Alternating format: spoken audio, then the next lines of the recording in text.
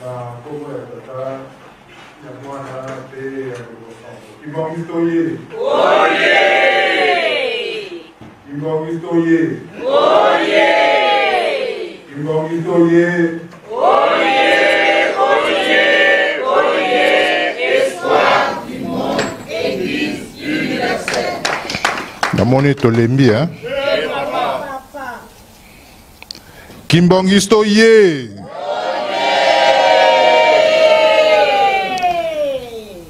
Kimbongistoye. Kimbongistoye.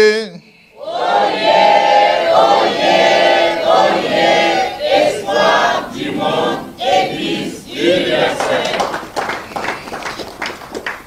Korekioye. Korekioye. Korekioye. Avenir de l'Église, noyau de la jeunesse. Jetekioye. Non, moi j'étais qui en vacances. Hein. Bouquet va maman se faire.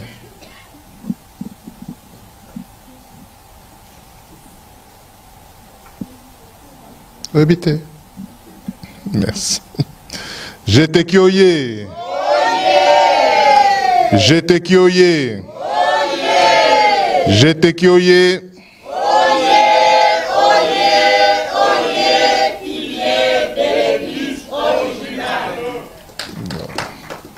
Dirigeant Oye.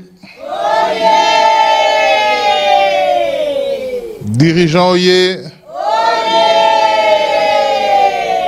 Dirigeant Oye.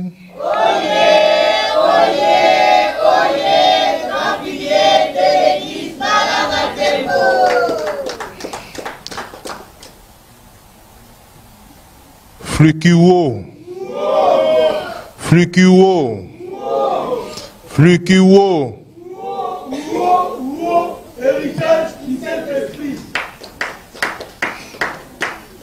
Vous répétez, Fluki.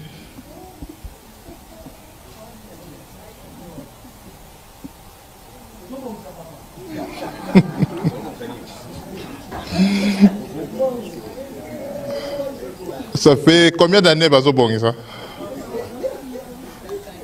4 ans, hein? 5 ans, Bazo Bongisa. Fakioye. Fakioye. Fakioye.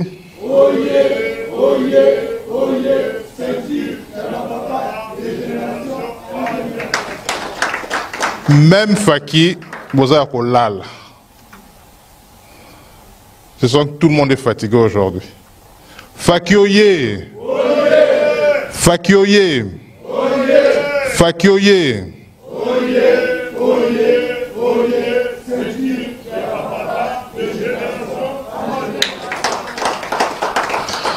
Ah, les scouts vont se réveiller. Scoutoyer. Voilà. Scoutoyer. Scoutoyer. Toujours prêt. Ah, voilà. Bah, scout Balamouki. Merci les scouts. Aïe, aïe, aïe. Pied gauche. Pied gauche. Pied gauche. Sécurité de l'Église qui m'amuse. Bambouta Oye. Bambouta Oye. Bambouta Oye.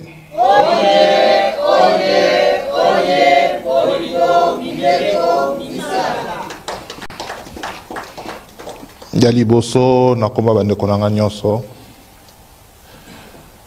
Kobanda na mama Suzanne ti na mama Solange to pesi bino merci na ndenge boyambi biso na mukolo alelo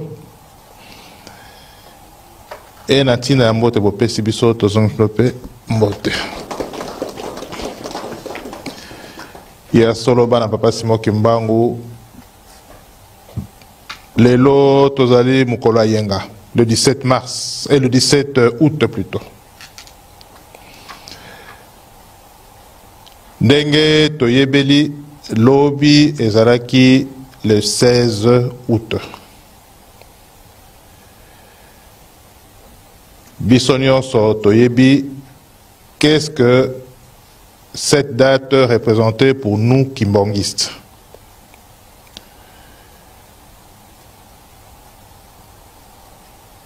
Ya solo ndenge na kolobaka ezala la semaine, ezala week-end esengelaka tozala ebele pamba te jour ekontaka le plus le jour même. Yango wana tokomekaka toujours ko se corriger. Ya solo bana papa Simo Kimbangu ndenge tolobaki lobi le 16 août ezalaki date moko oyo tata na biso atikaki biso alataki nzoto asika. Ya solo ezalaki mokolo munene pamba te spirituellement ye azwaki nzoto na ye oyo asika. Bana papa Simo Kimbangu ndenge balakisa biso esengelaka ke badate wana to profitaka mpona kosenga pamba te eza badate moko tokoloba oyo ezali important oyo nzambe akotenaka. Yango wana esengelaka to profite to senga. E na kosenga ya kitoko ekozalaka soki toza na possibilité ya koya na esika bapesaka biso rendez-vous. Yango ezalaka esengela kitoko. Soki naza koloba parce que na constaté que tokomi un peu négligent. Tokomi un peu négligent par rapport à la présence na biso na kati ya ndako ya Nzambe. Yango wana je précise na lobi mutu akotala kaka intérêt, ça c'est une réalité. Et intérêt ya mutu ezali nini Nzambe ayokela ye. Eza boye te. Donc kolela na ye pa Nzambe, Nzambe nde ayokela ye. Toyoki ndenge mama te biso. Ya solo alakisi biso eloko moko que Nzambe atambusaka biso. Alakisi biso ke ndenge kaka papa lobaki na biso ya résumé ngo ndenge wana. Alakisi biso ke bitumbu eza koya tokobundela ngo ndenge nini totia bolingo mibeko misala na kati ba vi na biso na tango wana tokolonga bitumba na satana. Ya solo bana papa Simo Kimbangu ndenge na kolobaka biso mtokobosanaka makambo ebele oyo toza na yango na mitu na biso oyo balakisa biso enseignement tozwi.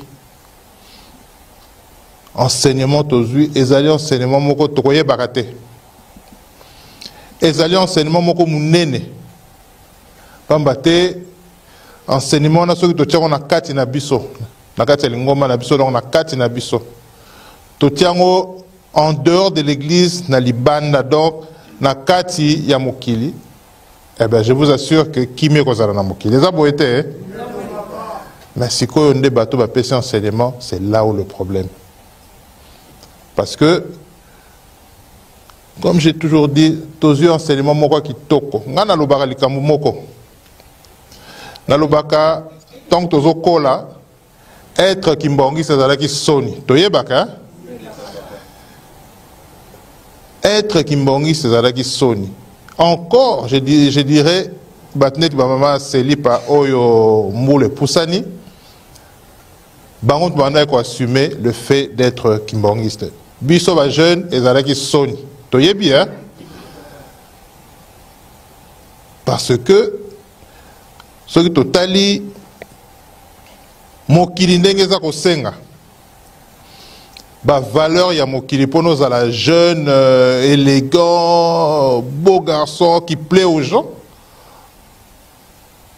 Donc exigence wana na oyo papa si moko en Europe ça biso ba noko kana et ba noko ke nzela moko te. Donc ça faisait que tant que mon sort tambola na nzela soki neti ba maman soko latika ki tambala ba to ba be voilà kimbangiste mwana muke ma mikomisi mobange. C'est ce qu'on disait. A mikomisi mobange. Sokoza koloba ba langage ya poli, correct, hormona na ba jeune atango wana ezo simbate. Ezo mona neti tu es vieux jeu. Donc il y a solo le kimbangisme exigeait autre chose et le monde exigeait aussi autre chose. Donc tout à l'heure qui en contradiction. Mais maman se pas. Parce que je pense que dans Mboula, il y a une équipe qui sort dans la salle. Maman se pas assumer le fait d'être kimbangiste. À leur époque, avant la bino, maman mususu bakoya ko sambela na centre. Mais bazala ki na tikete donc bazo makolo kolongwa njilu kimbanseke matete bazo makolo ta bazo tambola. Mais bokomona azana foulard na e nzela zo baku bamisu bazo finga misuzu bazo chola tout ce que vous voulez mais elles assumaient leur kimbangisme. Parce que bazala qui sur na oyo bazako sala.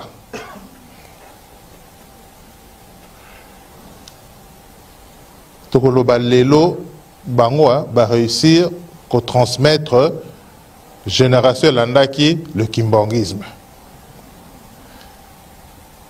Ba réussir ko transmettre le kimbangisme. Là maintenant Tokoloba relais ezana maboko na biso. Il faut tout réussir pour transmettre le kimbangisme à la génération Ezakolanda. Mais je dis toujours une chose, je dis que période peut aux alliés, les période très difficile, surtout dans un potoir. Les alliés très difficile pourquoi? Parce que les période trouble, oyo ku oyo lingoma na miso zanango jamais ezo yango uta bandeli nango jamais. Jamais l'ingombe soit kwandengwana. Parce que il est allé toucher à la foi kimbangiste.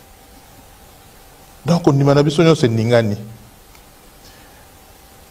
Et aujourd'hui, qu'on ne se trompe pas, nous sommes à la quête de toute chose qui peut renforcer notre foi. Ça a été, hein? On s'accroche à tout. Donc, il faut que vous tapez sur mon espoir, ok. N'est-ce pas maman le bien abisso, hein? Bato amate ya ndenge na ndenge bakomi mingi. Mutunyo sa komi, papa m'avait dit. Papa lobaki na ngai. Papa m'avait dit. Papa lobaki na ngai. Donc, on s'y perd. Ça a été, hein? On s'y perd, c'est ce que j'ai dit hier. J'ai dit que les lots, la seule façon, il y a qu'on s'est retrouvé, il y a qu'on s'est, on va dire, revenir en arrière, c'est se dire, hein, 92, parce que j'ai toujours dit, 2001, papa Fouama Zatiki Bisso. Mais 92 papa lobaki, hein, voilà. Nako bakisate, nako longolate. Et c'est ce que maman nous a dit. Nako bakisate, nako longolate. Ndenge kaka toyoka nagi na bande ko nanga to salaki, hein, ndenge ko continuer. Papa nous l'a dit en 92. Donc on va dire, il est en Atikali comme on va dire observateur, on va dire après ça transition, voilà. Donc on va monter sur la ligne Matikala qui a de 92 jusqu'en 2001. Bateau yo basista qui na période douana et à 92 jusqu'en 2001, je pense que Toye Bibisnyo so makambele kakeza boete. Il y a solo to sakani na papa. On a dit tout ce qu'il fallait dire. Comme j'ai toujours dit à l'époque,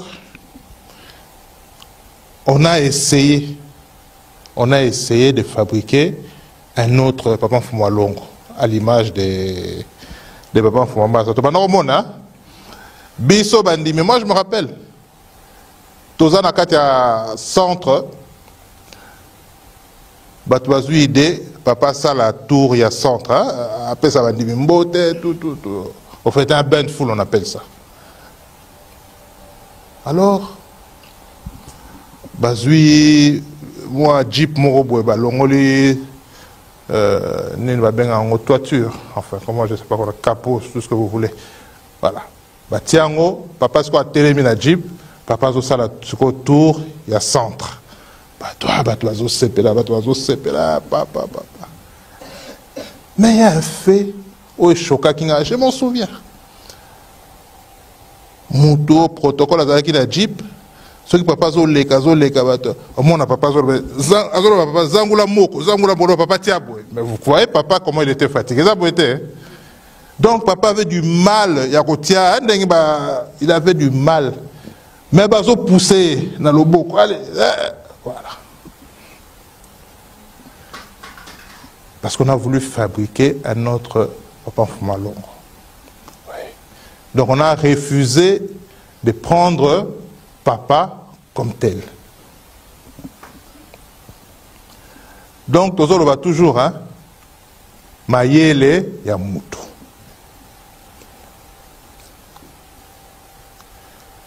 On doit se poser la question, qui a trahi les papas? Qu'on se pose de bonnes questions. Est-ce que j'ai trahi les papas? Est-ce que tu as trahi les papas? Qui a trahi les papas aujourd'hui?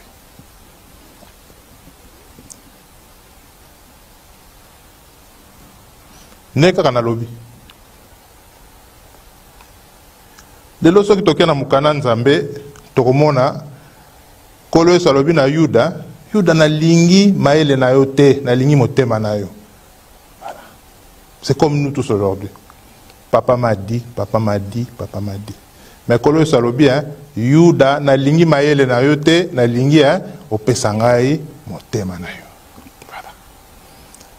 Est-ce que tu as pesa mitema na biso ou bien maëlle na biso? Parce que maëlle na biso, ça nous envoie à quoi? À mentir. Dans le maëlle na biso, vous et nous, ça nous envoie à mentir. Et ça peut être niveloyer. Niveloyer. Parce que la vérité, hein, mutu nyonso akomi motei. Mutu nyonso. Na oya yebi, na oya yebite, hein, mutu nyonso comme motei. Mutu nyonso, papa m'a dit, papa m'avait dit, papa m'a dit. Mais, ndenge, Tokolobangaï, papa Samy peut témoigner, maman Solange, voilà. Mais moi je témoigne. J'ai dit, nga ndengi na yebelaki ba papa. Tozonga na no sima ko. Tozonga sima. Ndenge toyebelaki ba papa. Tokolobo ba yebaki ba papa plus ou moins bien parce que Moutouta Kolobake, je connaissais les papas bien. Non. On apprenait tous les jours. Là, on le toujours tous les jours. Ndenge na lobaki la fois passée.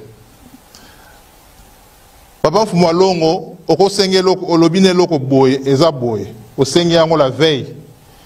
Alobine, effectivement, je te le donne. Mais le lendemain, il change d'avis. Quand on rechange la vie, tu n'as rien à dire. Papa te parlait quand lui, il avait envie de te parler. Ce qui a permettre, peut-être Nathan, on a sepelé qui a zolia et sengo, abandi si vous permettre de poser la question. Là, tu peux parler, tu poses des questions. Voilà. Ça, c'était papa. Et Moutarolobananga, le contraire, parce que c'est la vérité. C'était comme ça. Niveloyer.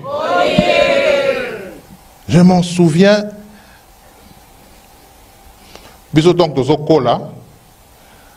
Papa, on ne le regardait pas dans les yeux comme ça. Non, c'est faux. Papa, quand il te regardait, toi tu baissais les yeux. Et ce n'était pas qu'il te disait baisse les yeux, c'était automatique, naturel. Parce que tu n'osais pas le regarder en face. Les papas, moi, je me rappelle papa Koulouto, quand je me retrouvais devant lui, je devais commencer à réfléchir. Pourtant, c'était mon père. Mais je devais réfléchir, qu'est-ce que je peux dire pour lui plaire plutôt. Qu'est-ce que je peux dire? Donc, Luka, n'habitez ce besoin de faire, aux devant Moutoumoko, tellement mon aîné. Et tu viens, tu cherches à lui plaire. Mohébité et l'autre parce que ce qu'on lobby, erreur, peut-être on gagne l'autre tout mais le regard, tu auras peur. Tu te dis, voilà, on a ça l'erreur. Voilà. Donc, tu n'étais pas à l'aise devant le papa. Et il y a un lobby, les lots, on n'a même pas la Mickey Barrière, le balanga, papa m'avait dit. Dès que maman s'est pas le bien, et l'autre bomilingomba, c'est le mensonge. Mais l'ingomba koufité, hein, bisom toza kokufa, toye bien. Na mite manabiso tellement tozo kosa mingi, molimo na biso za kokufa. Voilà, c'est ça la réalité. Je vous ai dit une chose, parce que là on est en guerre. Ndenge masel pas bien, Satana na biso bana nzambe. Totali, hein, tozo bunana e. Et dans le bag Nabino, en guerre, la première victime, c'est qui? La vérité. Voilà. En guerre, la première victime, c'est la vérité. Dès que la guerre a commencé, et l'Okoliboso, hein, Satan a attaqué vérité. Vérité. Vérité, donc, abomi vérité. À cause de la date de naissance. À cause donc, bah témoigner que maman le bien car la toeba qui va témoigner dans l'église qui manque c'est ça pour être niveloyer est-ce que toyeba qui va témoigner dans l'église qui manque mais les autres zoyoka ceux qui mutazu aye abando ko sa zu micro allez on a le bag bla bla bla tant aussi ça ok so que kuna bla bla bla bla voilà donc ça likambo sika. Mais c'est pour tuer la vérité, parce que dans le but de nos premières victimes, c'est la vérité. Il faut le tuer, et plutôt la tuer. Voilà. Yango bana papa Simon Kimbangu, ndenge na lobby. Le 16 août, moi je pense que on va prêter serment. Biso nos na mitema na biso. Tokoloba, toko trahir papate. Toko trahir papate. Voilà. C'est un serment qu'on doit, on doit jurer fidélité dans Nzambe. L'habitant Bakongi Kolo Yesu, Simon Pierre, hein, Tokoloba a trahi Saki. Parce qu'à Wanganaki Kolo Yesu, totali, à Wangani Kolo Yesu. Mais Bisso, qu'est-ce que nous sommes en train de faire? Parce que tout ça Wangana. Tozo wangana kole par nos agissements. Normalement, l'église, on ne peut pas avoir de problème. Et ça peut être, hein? Entre individus, normalement, on ne peut pas avoir de problème. Parce que, ceux qui sont côtiers, tozo banga même à soumou. Parce que tout le monde là-bas, ça pas tout le monde. Pourquoi? Niveloyer. Ceux qui sont côtiers, Baïb Sarabi sauté, peut-être 2 ou 3, mais Baïb Sarabi sauté. To longoli basapato, to tiango to koti. Pour l'année. Voilà. Et si kaya boule toye, to lobby, hein, malédiction dans la kati comme bénédiction. Donc, normalement, nous sommes censés venir chercher la bénédiction. Ce qui to kotiawa, to longoli sapato, c'est que to la kisi signe moko ya soumission. Normalement. Même regard à ma bé, hein, to banga ko sala. Vous avez été, hein? Voilà. Même Kotonga, même il y a des petits signes lolendo tout toko banga ko sala on est ici ko libanda mais ah toko banga parce que to longo li basapatu to lobi hein et sika boule. To lobi c'est sika boule donc na lingi na ngai malédiction té. Parce que to yebi eloko nini epesaka malédiction. Ça bo été hein? On a to yebi lo nzamba linga na nzamba linga raté. na Galate ba expliquer biso ngo oyo nzambe alingaka na oyo nzambe alingaka te musala satana musala ya nzambe toyebi yango wana tokozonga na biso kaka na prédication parce que tant qu'il y a la vie il y a l'espoir. Donc nga espoir na nga ezali tobongwa na biso nyonso ba caractère na biso habitude na biso mabe totikaka yango toyokani parce que nous pour nous la victoire est certaine car la cause est juste yango wana ndenge na lobi tomoni temple totongi na lona tomoni bien tomoni te niveloye niveloye ndenge kaka na lobaki ezali neti nazoloba temple ezali neti explication moko bazo expliquer likambu mais tolobi tosala yango comment on peut dire on va parler d'un stage donc tolobi voilà pona kimia na lingomba eza biloko wana nde il faut tosala ko soit na internet ko sala ça ne sert à rien parce que na bato ba bofinga kuna ba retrouver biso peut retrouver ça boité parce que mutu muindo alinga ko finga je ne sais pas mutu muindo na ko finga souvent je me dis où ils vont chercher ça. Donc, te retrouver des deux côtés. Donc, ça ne sert à rien. Maintenant, il faut mettre en pratique les recommandations des papas. Toyokani, Yangwana, Oyo et Tongami Kuna, il faut être capable de salama awa, na Kinshasa partout. Il faut être capable de sala. Et na Tangwana, Nzamba ko sepena na biso. Parce que sengi biso bitumbate, a sengi biso ko fingate, ma sengi biso to sale la e. Eza boete, Yangwana biso, soyons des agneaux. Même à tiba fingi, oh nini, soyons des agneaux. Parce que na tango yotoza lelo, na yete so tozo mona, kozala kaka chrétien. Na lo baku de mon ime ki mbongi c'était. Mais kozala kaka chrétien est comme difficile. Tozo mona be tozo mona te. Parce que ce qui totali tinsani toko sala, keza boete. Mais total pe na groupe de prière ba commencer à bantinsani. Mais bango ba komi ko yiba en excès ba commencer à commander na ndenge donc ba komo finga bato yo baza ko sala ntinsani. Donc biso elongo eza boete. Tozo mona be tozo mona te. Maintenant cherchons la différence. Il y en a na lobaka lelo tozonga na ba élément de départ.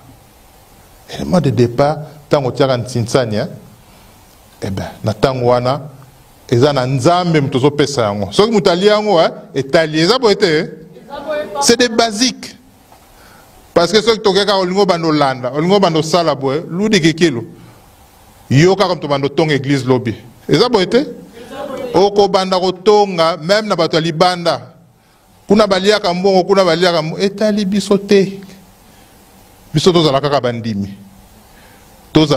Donc, tout comme je pense bandimi koleka lisusu ndengi toyebaki kala. Et to komona papa ko sepela na biso toyokani donc biso to ko trahir te. Nazo insister to ko trahir te. To ko wanga na kolo esute. To ko sala kaka mae oyo atinda biso e aza ko tinda biso tilo toyokani Allez to sisi bona komona tata ya mwana pamoli mo santo amen.